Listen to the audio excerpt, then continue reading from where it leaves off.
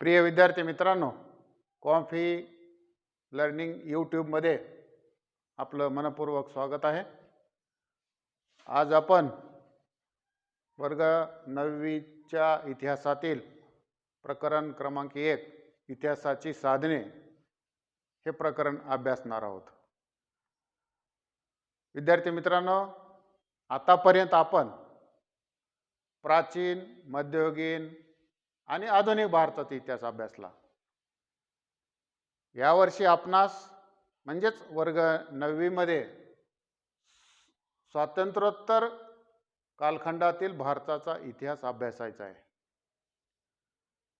इतिहास अभ्यासत असताना आपणास आधुनिक काळातील इतिहासाची साधने प्राचीन व मध्ययुगीन साधनापेक्षा वेगळी आहेत आणि त्या साधनापैकी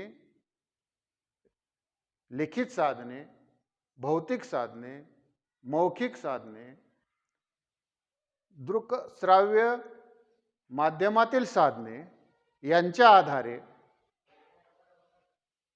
इतिहास अभ्यासता येतो. आता आधुनिक काळाचा जर विचार केला आपण तर आपणास प्रादेशिक, राज्यस्तरीय, राष्ट्रीय, आंतरराष्ट्रीय पातळीवरील साधनांची दखल घ्यावी लागते. हा खूप मोठा बदल आहे आणि या सर्व साधनांच्या मदतीने आपणास इतिहासाचं लेखन करता येतं. आता वर उल्लेख केल्याप्रमाणे सर्वप्रथम आपण लिखित साधने तपासणार आहोत. ह्या लिखित साधनामध्ये सर्वप्रथम वृत्तपत्रे, नियतकालिके, रोजनिशी, ग्रंथ, पत्रव्यवहार, अभिलेखागारातील कागदपत्रे, सरकारी गॅजेट, टपाल तिकिटे आणि कोशवाङ्मय हे सर्व लिखित साधने आहेत. या लिखित साधनापैकी आपण यावर्षी या लिखित साधनात 2 साधनाचा आपण अभ्यास करणार आहोत. त्यापैकी पहिलं साधन आहे वृत्तपत्रे आणि दुसरं साधन आहे टपाल तिकिटे. हे 2च लिखित साधने या 9वीच्या वर्गासाठी अभ्यासायचे आहेत. विद्यार्थी मित्रांनो, हे लिखित साधने तपासत असताना आपण वृत्तपत्राविषयी बोलणार आहोत. तसं तर या आधुनिक काळातील वृत्तपत्रे ही जसे लोकशाहीचा चौथा स्तंभ आहेत, तशीच ती माहिती देणारी प्रमुख साधने आहेत. म्हणजे आपण वृत्तपत्राचा जर विचार केला तर लोकशाहीचा चौथा स्तंभ म्हणजे आपल्या देशात जी राज्यपद्धती आहे लोकशाही, या लोकशाहीमध्ये लोकशाहीला जे आधार आहेत त्यापैकी न्यायपालिका एक आधारस्तंभ मानतात, दुसरं कार्यकारी मंडळ आधारस्तंभ मानतात, संसदेला सुद्धा आपण एक आधारस्तंभ मानतो. असे हे 3 आधारस्तंभ आणि चौथा हा वृत्तपत्रे. आणि मग ह्या वृत्तपत्रातून ही ती माहिती देणारी हे प्रमुख साधन आहे. दुसरा मुद्दा 1961 ते 2000 या कालखंडाचा जर विचार केला तर सुरुवातीला छापील माध्यमांना विशेषतः वृत्तपत्रांना पर्याय नाही असं दिसतं. कारण का लक्षात घ्या, भारतात उदारीकरण झालं, जागतिकीकरण झालं, इंटरनेटचा ज्याला आपण मराठीमध्ये आंतरजाल म्हणतो त्याचा सार्वत्रिक प्रसार सुरू झाल्यावर छापील माध्यमांना पर्याय उपलब्ध झालाय का काय, दुसरं ऑप्शन ज्याला आपण म्हणतो दुसरा पर्याय उपलब्ध झाला की काय असं आपल्याला वाटलं. अर्थात असं जरी झालं म्हणजे इंटरनेटचा सार्वत्रिक प्रसार सुरू झाला आणि छापील माध्यमांना एक पर्याय उभा राहिला असं जरी वाटत असलं तरी छापील प्रसार माध्यमाचं जे सामर्थ्य आहे ते काही कमी झालं नाही. हे अजूनही कायम आहे, अजूनही कायम आहे. हा सगळ्यात महत्त्वाचा उल्लेख आहे. मग वृत्तपत्रे, हे वृत्तपत्रामधून आपणास राष्ट्रीय आंतरराष्ट्रीय घडामोडी, राजकारण, कला, क्रीडा, साहित्य, समाजकारण, सांस्कृतिक घडामोडी, ह्या सर्व घडामोडी वृत्तपत्रातून आपल्याला समजत असतात. पुन्हा एकदा आपण हा उल्लेख एकदा रिव्हिजन घेऊ की वृत्तपत्रामधून राष्ट्रीय आंतरराष्ट्रीय घडामोडी, राजकारण, कला, क्रीडा, साहित्य, सांस्कृतिक घडामोडी, समाजकारण, ह्या सगळ्या गोष्टी वृत्तपत्रातून आपल्याला कळत असतात. हा एक मुद्दा महत्त्वाचा. आणि मानवी जीवनाशी संबंधित असणाऱ्या सर्वच गोष्टी ह्या वृत्तपत्रामध्ये येत असतात. मग राष्ट्रीय पातळीवर काम करणाऱ्या वृत्तपत्रांनी प्रादेशिक आवृत्त्या सुरू केल्या. प्रदेशात सुद्धा त्यांच्या आवृत्त्या सुरू झाल्या की जे वृत्तपत्र राष्ट्रीय पातळीवर काम करते त्यांच्या विविध विषयांच्या माहिती देणाऱ्या पुरवण्या निघाल्या, पुरवण्या सुरू झाल्या. छापील माध्यमात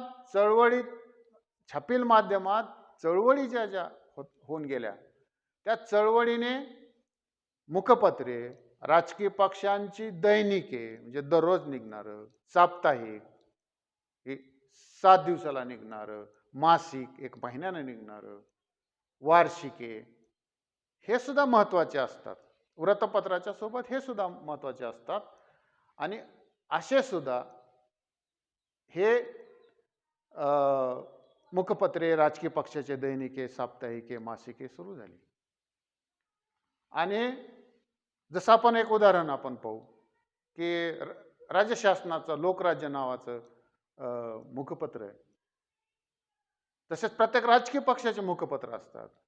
जसं शिवसेनेचं सामना नावाचं मुखपत्र, असे अनेक मुखपत्र आहेत. काही वृत्तपत्रे काय करतात, वर्षाच्या शेवटी वर्षभरातील महत्त्वाच्या घटनांचा आढावा घेतात आणि पुरवण्या काढतात. वर्षभरातील प्रमुख घटना आपल्याला समजतात. म्हणजे ही वार्षिक घडामोडी हा सुद्धा काही वृत्तपत्रे काढतात. आणि हे सगळं जे आहे हे इतिहास लिहिण्यास, इतिहास समजण्यास खूप मोठं उपयोगी पडतं आहे. आता हे जे वृत्तपत्रे आहेत, ह्या वृत्तपत्रांना बातम्या, काही घटना, काही महत्त्वाच्या तपशील जे हा जो स्रोत आहे माहितीचा, घटनेचा, तो स्रोत यांना म्हणजे वृत्तपत्रांना PTI कडून उपलब्ध होत असतो. Press trust of India, press trust of India, PTI. मग 53 नंतर भारतातील बहुसंख्य वृत्तपत्रासाठी महत्त्वाच्या घटनांचे प्राथमिक तपशील, महत्त्वाच्या विषयावरील लेख हे प्रेस ट्रस्ट ऑफ इंडिया कडून हे सगळं स्रोत येत असतो. मग प्रेस ट्रस्ट ऑफ इंडिया वृत्तलेख, छायाचित्रे, आर्थिक, वैज्ञानिक विषयावरील लेख हे वृत्तपत्रांना पुरवतात. आता PTIनं ऑनलाईन सुविधा सुद्धा सुरू केलेली आहे. 90च्या दशकात या PTIने टेलिप्रिंटर्स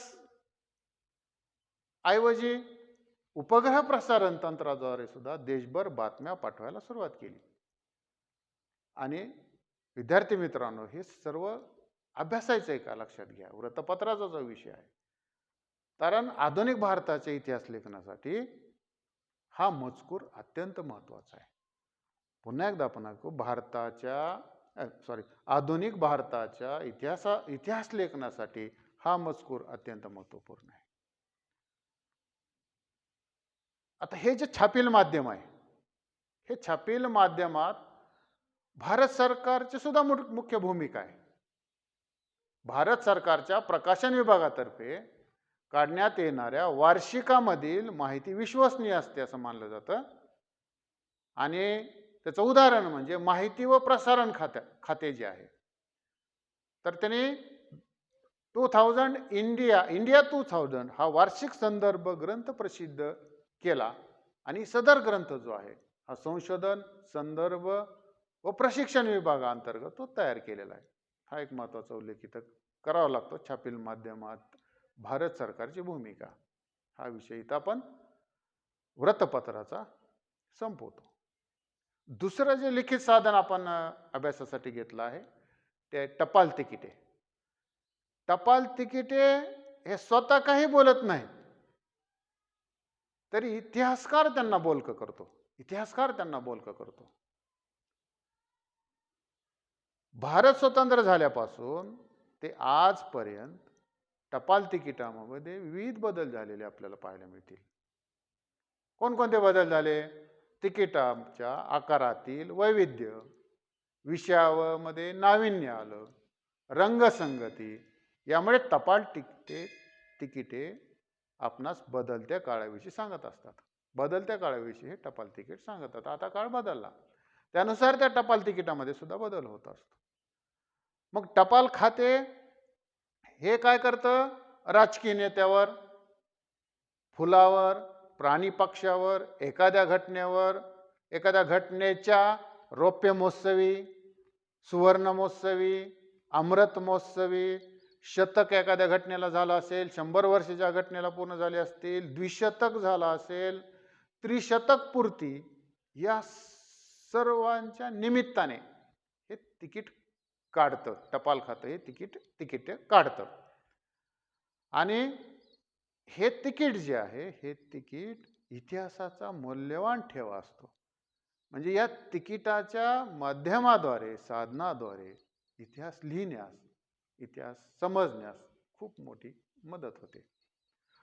आता या टपाल तिकिटे याचा जर इतिहास आपण तपासला तर सर्वप्रथम जे टपाल तिकीट जे प्रकाशित झालं तर ते जाल कुपर टपाल तिकीट 1977 मध्ये भारत सरकारने जाल कुपर हे टपाल तिकीट प्रसिद्ध केलं. भारत सरकारने जाल कुपर तिकीट या विषयातले जागतिक पातळीवरचे जे अभ्यासक होते, जे मुंबईमध्ये पारशी कुटुंबात जन्मलेले कुपर यांनी इंडिया स्टॅम्प जर्नलचे संपादन केले आणि भारतातील पहिल्या टपाल तिकीट संग्राहक ब्युरोचे ते संस्थापक सुद्धा होते. आणि त्यांनी एक सोसायटीची स्थापना केली, एम्पायर ऑफ इंडिया फिलाटेलिक सोसायटीची स्थापना केली. आणि पुढं त्यांनी पुस्तकं लिहिली. त्यांना छंद होता आणि त्या पुस्तकं लिहिण्याच्या छंदातून त्यांनी शास्त्रीय स्वरूप प्राप्त करून दिले. आणि भारतीय टपाल तिकिटांचा अभ्यास जागतिक पातळीवर नेण्यात खूप मोठा वाटा हा जाल कुपरचा आहे. आणि आज जागतिक पातळी गाठणाऱ्या कुपल यांचे योगदान समजण्यास त्यांच्यावर काढलेले हे टपाल तिकीट हे महत्त्वाचे साधन आहे. ते समोर आपल्याला दिसतं, जाल कुपर टपाल तिकीट. अशा प्रकारे हे दोन साधने, लिखित साधने हे इथं संपतात. भौतिक साधनामध्ये आपल्या समोर एक चौकट दिली आहे.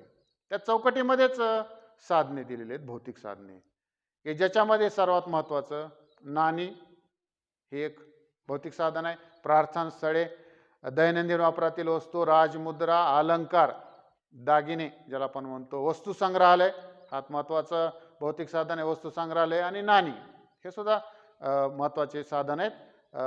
पेहराव आहे आणि आधुनिक स्थापत्य हे सर्व भौतिक साधने आहेत. या सर्व चौकटीत दिसणाऱ्या भौतिक साधनापैकी आपण दोन भौतिक साधने तपासणार आहोत. त्याच्यातलं नाणी आणि संग्रहालय हे दोन आपण भौतिक साधने तपासणार आहोत. नाणी जे आहेत त्या नाण्यांच्या माध्यमातून आणि बदलत गेलेल्या नोटांच्या छपाईमधून आपणास इतिहास समजतो. आपण आता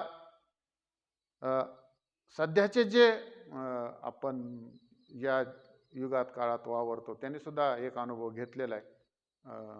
नोटा छपाई, नोटा बदलण्याचा प्रकार. मग त्या नोटांच्या छपाईमधून, नाण्यांच्या माध्यमातून आपणास इतिहास समजतो. आणि नोटा छापण्याचे काम जे आहे हे भारतीय रिझर्व्ह बँक करत असते. तसं रिझर्व्ह बँक ऑफ इंडिया असं त्याचं संपूर्ण नाव आहे. आणि ह्या रिझर्व्ह बँक ऑफ इंडियाचे मुख्यालय जे आहे हे मुंबईत आहे. दुसरा महत्त्वाचा विषय 1950 पासून आजपर्यंत म्हणजे 2020-21 सालापर्यंत नाणी, त्यात वापरलेले धातू, त्यांचे आकार, त्यांचं विषय वैविध्य ह्यावरून आपणास समकालीन भारतातील महत्त्वाचे प्रश्न समजतात. म्हणजे नाण्यावर जे जे त्यांनी कोरलेलं आहे तर त्याच्यातून आपल्याला प्रश्न समजतात, समकालीन प्रश्न समजतात, त्या त्या काळातले प्रश्न समजतात. उदाहरणार्थ भारताचा सगळ्यात महत्त्वाचा एक आपल्यासमोर मोठं आव्हान आहे, मोठा प्रश्न आहे लोकसंख्या वाढीचा. मग त्या लोकसंख्या वाढी नियंत्रणात ठेवण्याचा संदेश ह्या नाण्यावर असतो. तसंच शेती, आपण शेतकऱ्यांना म्हणजे आपण अशा देशात राहतो की 70% लोक शेतीवर अवलंबून आहेत. शेतकऱ्यांना एक वेगळं आदराचं स्थान या समाजात दिलं जातं आणि तो पोशिंदा आहे, सर्व जगाचा पोशिंदा आहे. आणि मग शेती संदर्भात काही प्रश्न असतील तर ते सुद्धा ह्या नाण्यावर सांगितली जातात. किंवा त्याला पण एका वाक्यात असं सांगू की शेती व शेतकऱ्यांचे महत्त्व सांगणारी नाणी, अशा प्रकारचे हे नाणी आहे. भौतिक साधनामध्ये जसं नाणी हे आपण साधन तपासलं तसं दुसरं एक साधन आहे संग्रहालय. आता हे जे संग्रहालय आहेत भारतातील प्रत्येक राज्यामध्ये त्यांचे वैशिष्ट्य सांगणारे स्वतंत्र राज्याचे संग्रहालय, वस्तू संग्रहालय आपण त्याला पण म्हणतो. मग त्यावरून आपणास काय होतं, या वस्तू संग्रहालयावरून काय होतं, इतिहास समजण्यास मदत होते. उदाहरणार्थ मुंबई येथील छत्रपती शिवाजी महाराज वस्तू संग्रहालय, रिझर्व्ह बँकेचे पुणे येथील संग्रहालय, मग असे काही संग्रहालय स्वतःचे सुद्धा काही संग्रहालय असतात. ही अत्यंत वैशिष्ट्यपूर्ण असतात हे संग्रहालय. मग या संग्रहालयामध्ये नाणी संग्रहित करून ठेवायची, नोटा संग्रहित करून ठेवायच्या, विविध आकारातील दिवे, प्राचीन काळातील मध्ययुगीन काळातले ज्या ज्या काळामध्ये दिवे वापरत असत असे दिवे. जुन्या काळामध्ये आपल्या देशामध्ये पान खाण्याची पद्धत होती, त्याच्यासोबत सुपारी येते, मग आडकिता लागायचा. मग तो आडकिते त्या त्या काळातले जुन्या काळातले संग्रहित करून ठेवायचे. आणि सगळ्यात महत्त्वाचा विषय म्हणजे अशा अनेक वस्तू प्रकार, वेगवेगळ्या वस्तू, तिथले त्यात क्रिकेटचे साहित्य हे सुद्धा जतन करून ठेवण्याचा, संग्रह करून ठेवण्याचा प्रकार ह्या संग्रहालयामध्ये होत असतो. अशा प्रकारे भौतिक साधनामध्ये हे दोन साधने आपण इथं संपूर्ण थांबणार आहोत, दोन साधने. तिसरा जो प्रकार आहे आपण लिखित साधने, भौतिक साधने, आणि तिसरा जो प्रकार आहे हा मौखिक साधनेचा.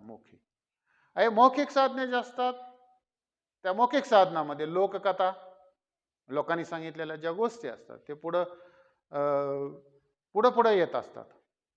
जसं लोकगीते आहे, म्हणी आहेत, ओव्या आहेत, जसं जात्यावरली गाणी आहेत. आणि सगळ्यात महत्त्वाचं मौखिक साधनामध्ये आपल्या भारत देशामध्ये विशेषतः महाराष्ट्रामध्ये ज्या मौखिक साधनाचा खूप मोठा प्रभाव पडला ते साधन म्हणजे मौखिक साधन म्हणजे पोवाडे. संयुक्त महाराष्ट्र चळवळीत लोकशाहीर अण्णाभाऊ साठे यांचे पोवाडे आणि शाहीर अमर शेख यांचे पोवाड्यातून म्हणजे काय व्हायचं पोवाड्यातून, की मग चळवळीमध्ये हे पोवाडे, जसे इतिहास इतिहास काळात छत्रपती शिवाजी महाराजांच्या काळामध्ये या पोवाड्यांना खूप महत्त्व होतं. संभाजीराजांच्या काळात त्यांना महत्त्व होतं. तसं संयुक्त महाराष्ट्र चळवळीत किंवा अन्य चळवळीमध्ये हे पोवाडे म्हणताना, पोवाडे ऐकताना अंगावर शहारे येतात. म्हणजे नेमकं काय होतं, याच्यातून आपल्याला प्रेरणा मिळत असते. या पोवाड्यातून कार्यकर्त्यांना, चळवळीतल्या कार्यकर्त्यांना प्रेरणा मिळत असते, प्रोत्साहन मिळत असतं. अशा प्रकारे हे मौखिक साधनाचा थोडा उल्लेखित आपण करणार आहोत. त्याच्या पुढचं सगळ्यात महत्त्वाचं जे साधन आहे, दृकश्राव्य साधन. दृकश्राव्य साधने, ज्याच्यामध्ये आपण टीव्ही म्हणतो, ज्याला दूरदर्शन म्हटलं जातं, चित्रपट म्हटलं जातं, आंतरजाल, इंटरनेट इत्यादी साधनांचा दृकश्राव्य साधनेचा समावेश होत असतो. किंवा त्याला तुम्हाला व्याख्येत जर लिहायचं असेल तर दूरदर्शन, चित्रपट, आंतरजाल इत्यादी साधनांना दृकश्राव्य साधनं असं म्हटलं जातं.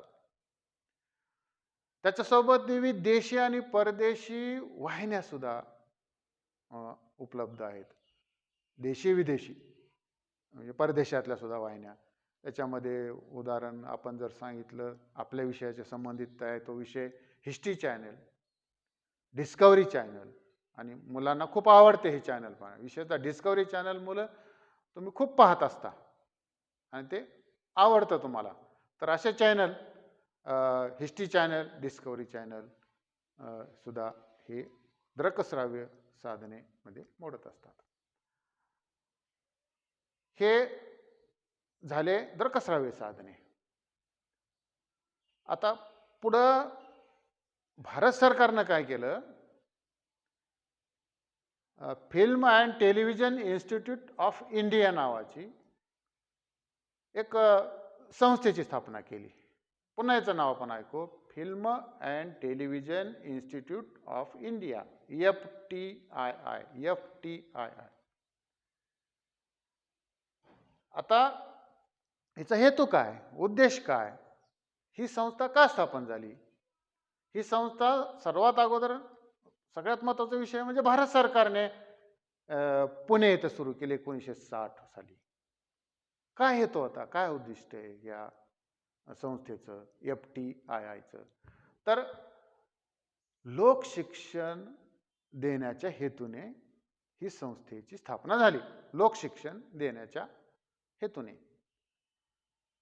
मग राजकारण, समाजकारण, कला, क्रीडा आणि संस्कृती ह्या विविध क्षेत्रातील महत्त्वाच्या घटनांवर आधारित ह्या संस्थेनं वृत्तपट, इंडियन न्यूज ऑफ रिव्ह्यू, त्याच्या अंतर्गत इंडियन न्यूज रिव्ह्यू यांच्या अंतर्गत वृत्तपट तयार केले. वृत्तपट तयार केले म्हणजे माहिती सांगणारे पट, वृत्तपट असं त्याला आपण म्हणतो.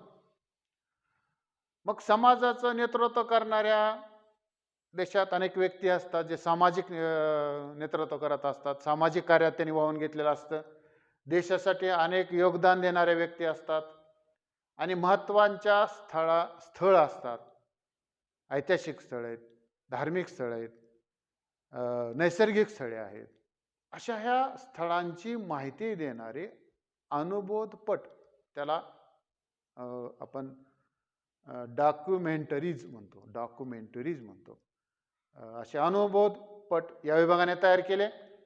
आणि हे सगळं करत असताना म्हणजे आपल्या विषयासाठी, इतिहास या विषयासाठी, विशेषतः आधुनिक भारताचा इतिहास अभ्यासण्यासाठी हे वृत्तपट व अनुभवपट हे उपयोगी आहेत, खूप उपयोगी आहेत. त्याचा इतिहास अभ्यासण्यासाठी त्याचा खूप मोठा उपयोग झालेला आहे. हे महत्त्वाचा उल्लेख आपल्याला इथं करावाच लागतो.